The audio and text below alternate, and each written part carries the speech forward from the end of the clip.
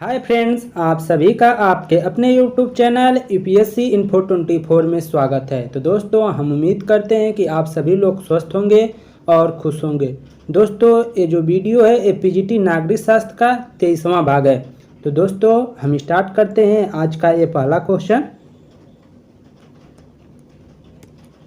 पहला number question है, फासीवाद के फासिज्म शब्द का अर्थ है। फासीवाद के फासिज्म शब्द का अर्थ है। ऑप्शन 1 है, प्राचीन रोम के अधिकारियों की शक्ति के प्रतीक के रूप में डंडों का समूह, पोपों का मुकुट। तीसरा ऑप्शन है, पवित्र रोम सम्राट की बाइबिल। चौथा ऑप्शन है, रोम के मुख्य चर्च की घंटी। तो आंसर दोस्तों हो जाएगा पहला नंबर, डंडों का समूह। ठीक है, डंडों का समूह ये वाला आंसर हो जाएगा, क्योंकि इसमें बोला जाता है कि गठरियों का समूह भी कहीं कहीं बोला गया है। ठीक है, तो प्राचीन रोम के अधिकारियों की शक्तियों के प्रतीक के रूप में डंडों का समूह फासिज्म का अर्थ है। व्याख्या देख लीजिए। व्याख्या है फ्रेंड्स, फासिज्म शब्द का अर्थ प्राचीन रोम के अधिकारियों की शक्ति के प्रतीक के रूप में डंडों का समूह है।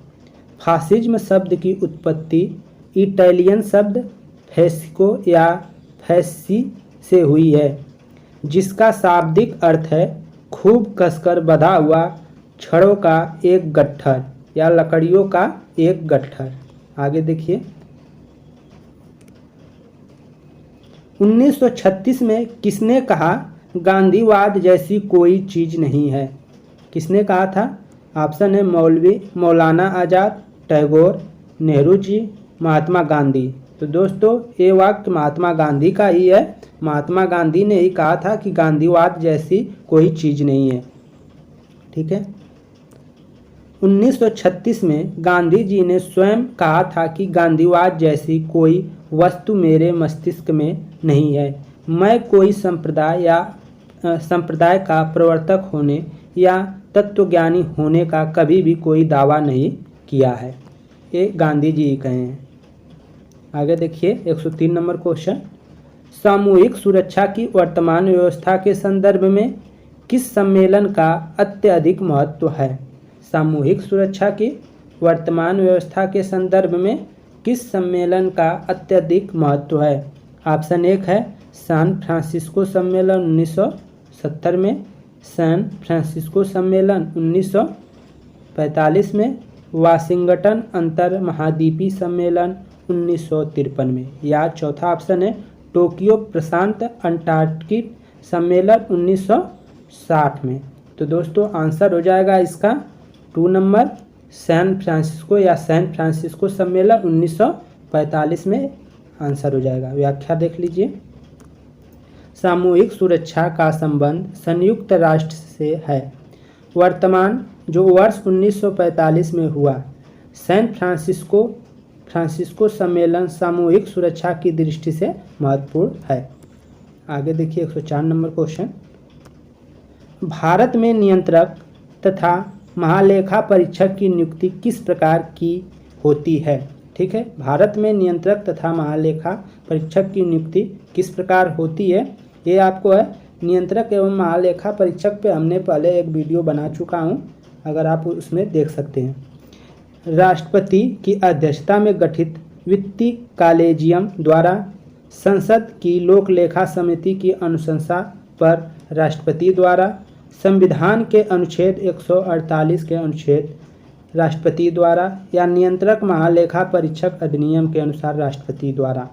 तो फ्रेंड, इसका आंसर हो जाएगा संविधान के अनुच्छेद 148 के अनुसार राष्ट्रपति द्वारा नियंत्रक एवं महालेखा परीक्षक की नियुक्ति की जाती है।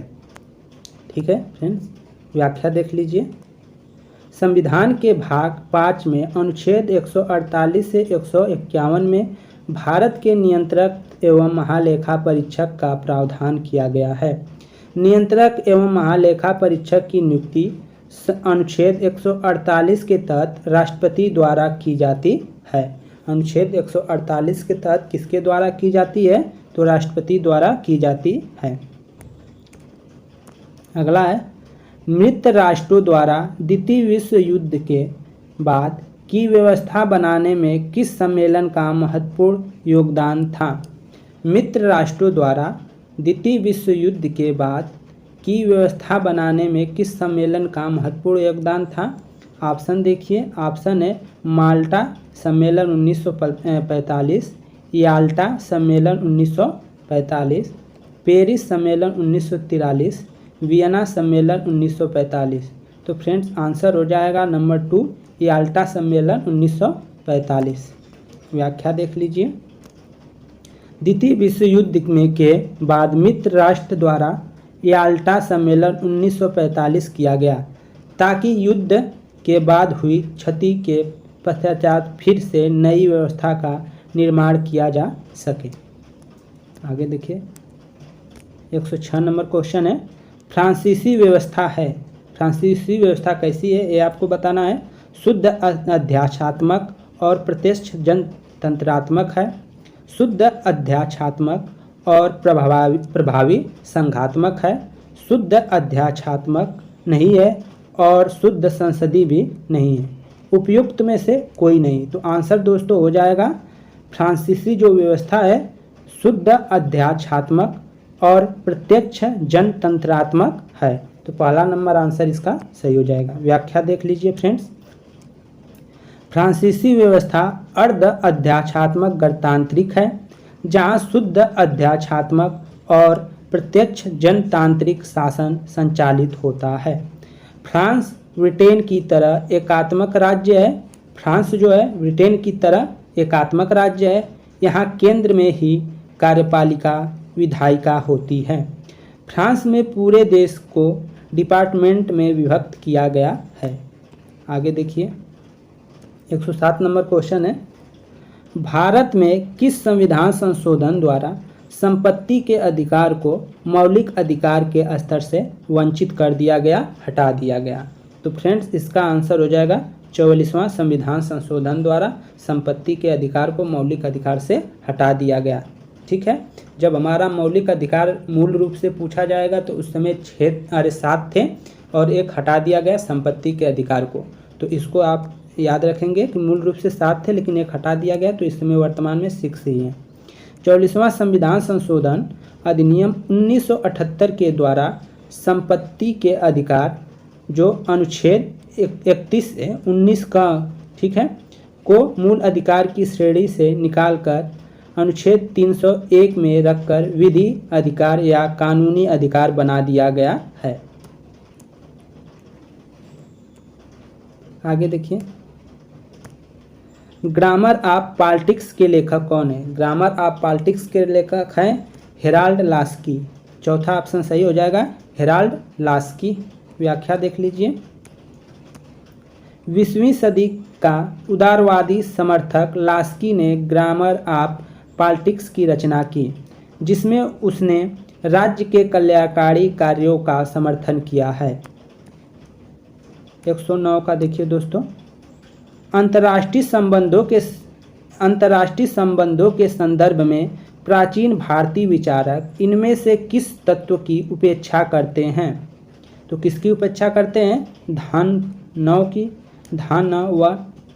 धानवन की, उदासीनता की, मित्र की, शत्रु की। तो दोस्तों जो धानवन है उसकी क्या करते हैं? उपेक्षा करते हैं। तो व्याख्या करते हैं इसका, देखते हैं व्याख्या क्या है। अंतर्राष्ट्रीय संबंधों के संदर्भ में प्राचीन भारतीय विचारक ने मंडल सिद्धांत दिया, जिसमें धानवन शामिल नहीं है। मंडल का निर्माण उदासीन, मित्र, शत्रु आदि से मिलकर होता है। 110 नंबर क्वेश्चन है दोस्तों, निम्न में से कौन प्राचीन भारतीय राजनैतिक चिंतन के सप्तांग सिद्धांत में सम्मिलित नहीं है? सप्तांग सिद्धांत में कौन सम्मिलित नहीं है ये आपको बताना है। सामंत एवं गुरुकुल, राजा और कोष, मित्र और बल, मित्र और कोष। तो दोस्तों इसका आंसर हो जाएगा सामंत और कुल जो है वो सम्मिलित नहीं है और सब इसमें हैं। ठीक है, देखते हैं। प्राचीन भारतीय राजनीतिक चिंतन के सप्तांग सिद्धांत में सामंत एवं कुल को सम्मिलित नहीं किया गया है।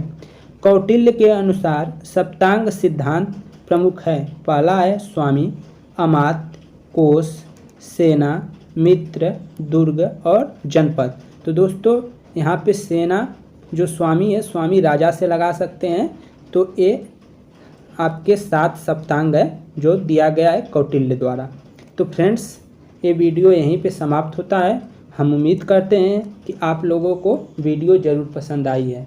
अगर दोस्तों वीडियो पसंद आई है तो वीडियो को लाइक कर दीजिए और आप चैनल पे नए हैं तो चैनल को सब्सक्राइब कर दें। दोस्तों हमारा ये प्रयास है कि आप लोग डेली कम से कम 15 से 20 क्वेश्चन डेली करते रहें।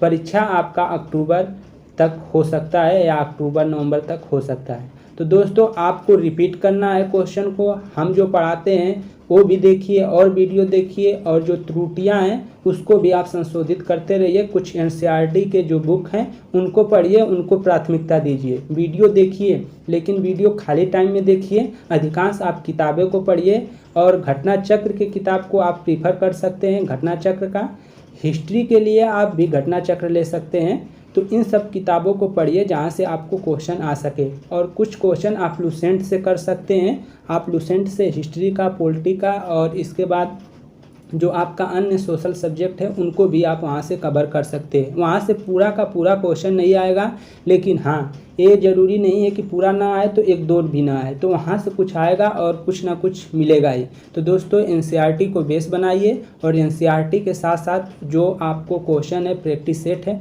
उनको करते रहिए, वीडियो भी देखते रहिए। तो सभी दोस्तों को तहे दिल से शुभकामनाएँ। आप लोग लगे रहिए और आप लोग वीडियो देख रहे हैं इसके लिए तहे दिल से शुक्रिया। नमस्कार दोस्तों।